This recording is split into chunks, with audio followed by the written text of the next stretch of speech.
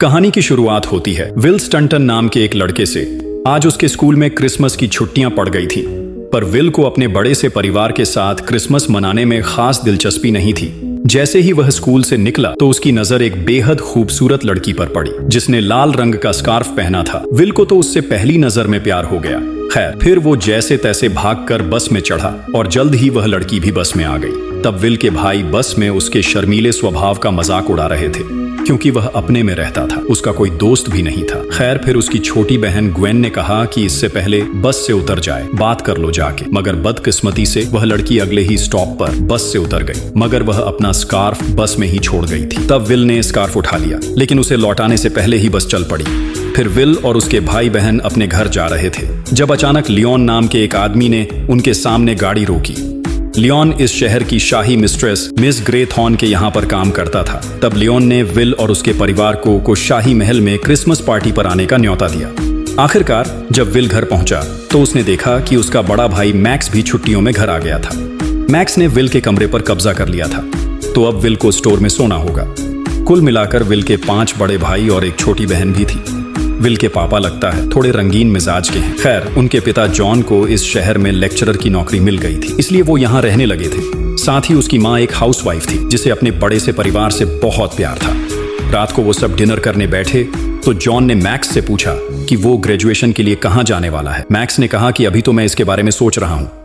इसके बाद dinner table पर सभी लड़के विल का मजाक उड़ाने लगे क्योंकि वह आज बस वाली लड़की से बात नहीं कर पाया। खैर, अगले दिन डॉसन और जॉर्ज नाम के 2 किसान उनके परिवार के लिए क्रिसमस ट्री लेकर आए। वो दोनों विल को देखकर काफी खुश हुए और उसे जन्मदिन की बधाई दी। फिर उन्होंने कहा कि आज रात तूफान आने वाला है, जबकि बाहर तो आसमान एकदम साफ था। बाद में विल के परिवार ने उसे ढेर सारे तोहफे दिए। बाकी सबके गिफ्ट यूं ही बेकार से थे, मगर विल ग्वेन के तोहफे को लेकर काफी उत्सुक था क्योंकि सिर्फ वही विल के लिए सोच समझकर कुछ तोहफा लाई थी। विल ने डिब्बा खोला तो उसमें एक सुंदर सी घड़ी थी। गहन ने खुद उसकी कलाई पर घड़ी बांधी और उसे कोई इच्छा मांगने को कहा। तब विल ने इच्छा मांगी कि वह चाहता है कि यहाँ भी बर्फ पड़ जाए। खैर, रात को जब विल की आंख खुली तो उसने देखा कि वहां पर बर्फ पड़ रही थी, जिससे वह बेहद खुश हो गया। मगर ठंड ज्यादा होने की वजह से उसे खिड़कियां बंद करनी पड़ी। लेकिन अचानक उसके हाथों में इतनी ताकत आ गई कि उसके आराम से हाथ लगाने के बावजूद भी खिड़कियां टूटने वाली थी। फिर अगले दिन विल एक बस स्टॉप पर था तो उसने देखा कि पास के एक पेड़ पर बहुत सारे कौवे आकर बैठ गए थे। जल्द ही बस आ गई तो विल उसमें चढ़कर मॉल में पहुंच गया। असल में वो ग्वेन के लिए क्रिसमस का तोहफा खरीदने आया था। जल्द ही उसे एक खूबसूरत पेंडेंट मिला जो उसने ग्वेन के लिए खरीद लिया। इसके बाद विल जैसे ही मॉल से निकलने वाला था तो अचानक 2 पुलिस वालों ने उसे पकड़ लिया।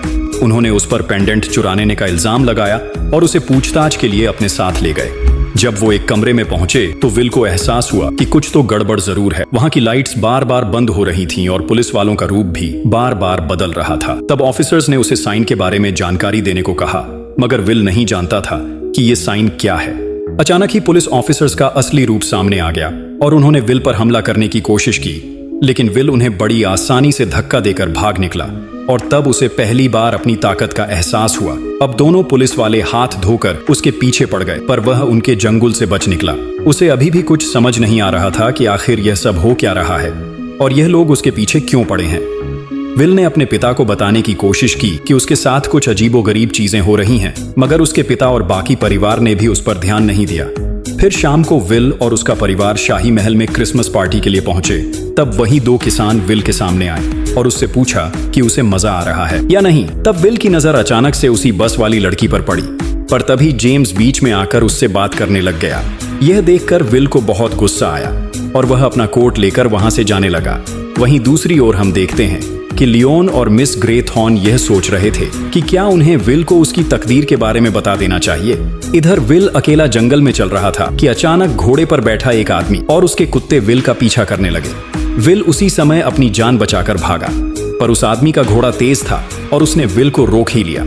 उस आदमी ने भी विल से साइन के बारे में पूछा, पर विल नहीं जानता था कि वह किस बारे में बात कर रहा है। पर तभी अचानक लियोन और मिस ग्रेथॉर्न वहां आ गए और उन्होंने उस राइडर को विल को अकेला छोड़ देने को कहा। अब राइडर वहां से जाने लगा, लेकिन जाते हुए उसने कहा कि कुछ ही दिनों में उसे अपनी शक्तियां वापस मिल जाएंगी और जब वह वापस लौटेगा तो कोई भी जिंदा नहीं बचेगा। अब लियोन और उसके साथियों ने देखा कि विल हक्का बक्का होकर खड़ा था तब वो उसे जादू से समय में पीछे एक प्राचीन दुनिया में ले गए। उन्होंने विल को बताया कि वो दुनिया की रोशनी को बचाने वाला प्राचीन योद्धा है।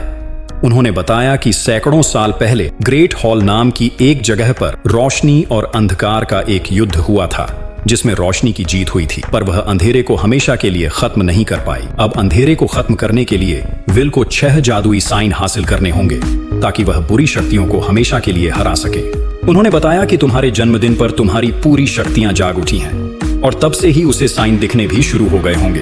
पर जल्द ही उस राइडर को भी अपनी शक्तियां महसूस होने लगी, लेकिन उसकी बढ़ती हुई शक्तियों को और लोग भी महसूस कर सकते हैं, जैसे कि वो राइडर जो उसे मारने आया था। विल अब भी समझ नहीं पा रहा था कि उसे यह शक्तियां क्यों मिली। तो लियोन ने बताया कि पुरानी कहानियों के मुताबिक वो एक सीकर है, यानी कि 7वें बेटे का 7वां बेटा। उनके पास बुक ऑफ ग्रामर नाम की एक प्राचीन किताब थी, जिसमें साइन को पहचानने के बारे में बताया गया था, और सिर्फ विल ही इस किताब को पढ़ सकता था।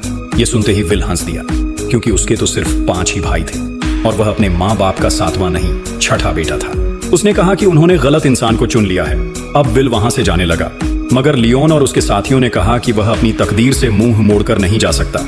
उसी पल विल को आने वाले भविष्य की झलक दिखाई दी, जिसमें अंधकार ने पूरी दुनिया पर कब्जा कर लिया था। यह देखकर वह बुरी तरह घबरा गया और अचानक एक सड़क पर आ पहुंचा, जहां उसका एक्सीडेंट होने ही वाला था। खैर, जैसे तैसे वह अपने घर पहुंचा, जहां उसने थोड़ी और रिसर्च की। फिर उसने अपने ने पिता से इसके बारे में कुछ सवाल पूछे, क्योंकि वह फिजिक्स के प्रोफेसर थे। बल यह जानना चाहता था कि क्या रोशनी अंधेरे को हरा सकती है। इस पर जॉन ने विल से कहा कि तुम इतनी गहरी चीजों के बारे में क्यों सोच रहे हो? अरे मजे करो, मजे करने की उम्र है तुम्हारी। खैर, बाद में हम देखते हैं कि विल स्टोर रूम में था, जब उसने एक ड्रॉर खोला और वह अचानक फिसल कर नीचे गिर गया, जिससे उसके पैर में चोट लग गई। तब मैरी ने उसकी मरहम पट्टी के लिए एक डॉक्टर को बुलाया। उस समय विल कुछ पीने जा रहा था, पर फिर जैसे ही उसने डॉक्टर की आवाज सुनी तो वो समझ गया कि यह डॉक्टर नहीं, बल्कि वही राइडर है जो अपने कुत्तों के साथ उसे मारने आया था। अब डॉक्टर ने मैरी को दूसरे कमरे में कुछ सामान लेने भेज दिया, ताकि वह खुद विल के साथ अकेले में बातचीत कर सके। डॉक्टर ने उसका पैर छूते ही उसे ठीक कर दिया और कहा कि अगर विल उसे साइन की जानकारी देगा तो डॉक्टर से कुछ भी मांग सकता है। इसके बाद डॉक्टर ने अपने जादू से विल के पैर को जबरदस्त दर्द दिया और उसे धमकाकर कहा कि अगर वह प्राचीन योद्धाओं से मिल गया तो राइडर उसे और उसके परिवार को मार डालेगा। फिर जैसे ही मैरी कमरे में वापस आई तो डॉक्टर विल को इस दर्द में छोड़कर उठ गया और कहा कि अभी उसे ठीक होने में कुछ दिन और लगेंगे। इसके बाद विल एक बार फिर से स्टोर में पहुंचा, जहां उसे 2 जुड़वा बच्चों की तस्वीर मिली। वो इस तस्वीर को लेकर अपनी मां मैरी के पास पहुंचा तो मैरी ने बताया कि विल का एक जुड़वा भाई भी था, जिसका नाम था टॉम। जब विल और उसका भाई महज 2 हफ्तों के थे तो अचानक बाहर जोरदार तूफान आया, जिससे दोनों बच्चे रोने लगे। तब मैरी विल को उठाकर नीचे के कमरे में आ गई और जॉन को टॉम को साथ लेकर आने को कहा। उस वक्त जॉन अपनी थीसिस पर काम कर रहा था, तो वह 1 मिनट बाद टॉम के कमरे में गया, पर बदकिस्मती से टॉम वहां था ही नहीं। उन्होंने टॉम को ढूंढने की खूब कोशिश की, लेकिन उस दिन के बाद टॉम उन्हें कहीं नहीं मिला। इस हादसे से जॉन को इतना गहरा सदमा लगा कि उसने अपनी थीसिस लिखनी ही बंद कर दी और डिप्रेशन में चला गया। यह सुनकर विल को एहसास हुआ कि दुनिया पर बहुत भारी खतरा मंडरा रहा है, इसलिए उसने प्राचीन योद्धाओं से हाथ मिलाने का फैसला कर लिया। उसने प्राचीन किताब पढ़ी तो उसे एहसास हुआ कि उसके पास कई सारी शक्तियां थीं, जैसे वह रोशनी के साइन को पहचान सकता था, किसी भी चीज को अपने दिमाग की शक्ति से हिला सकता था, वो समय में आगे पीछे भी जा सकता था, और साथ ही उसके शरीर में जबरदस्त ताकत आ चुकी थी। इसके अलावा वह चाहे तो अपने हाथों से आग बरसा सकता है। मगर विल को सुपरमैन की तरह उड़ना था, मगर उसके पास वो पावर नहीं थी, तो वह थोड़ा निराश हो गया। खैर, फिर लियोन ने विल को उसकी शक्तियों का इस्तेमाल करना सिखाया। उस समय विल को दिखाई दिया कि पहला साइन उस पेंडेंट में था जो उसने ग्वेन को तोहफे में दिया था। इसके बाद उसे दूसरा साइन भी दिखाई दिया, पर उसके लिए उसे बाकी योद्धाओं के साथ समय में पीछे जाना होगा। जैसे ही वो इस अजीबोगरीब दुनिया में पहुंचे तो अचानक एक बूढ़ी औरत ने उन पर जहरीले सांपों से हमला कर दिया, जिन्होंने उन सबको तुरंत जकड़ लिया। पर विल ने अपनी ताकत से उनके चंगुल से छूटकर दूसरा साइन भी हासिल कर लिया, जिसकी मदद से वो अपनी टीम के साथ वापस चर्च में आ पहुंचा। फिर लियोन से बात करके विल को पता चला कि थॉमस नाम का उसका एक पूर्वज था, जिसने इन जादुई साइंस को बनाया था। उसने बताया कि 6ठा साइन कभी किसी को नहीं मिला, क्योंकि असल में वह कभी छुपाया ही नहीं गया। पर लियोन ने कहा कि तुम उसी के परिवार के हो, तुम ढूंढ सकते हो। फिर उस रात हम देखते हैं कि राइडर एक रहस्यमय आदमी से मिला। उसने राइडर से कहा कि उसकी काली शक्तियां दिन पर दिन बढ़ती जा रही हैं। पर दूसरी ओर विल को भी 2 साइंस मिल चुके हैं, यानी वह भी ताकतवर होता जा रहा है। तब राइडर ने इस आदमी को सारे साइंस लेकर आने को कहा और बदले में उसे इनाम देने का वादा किया।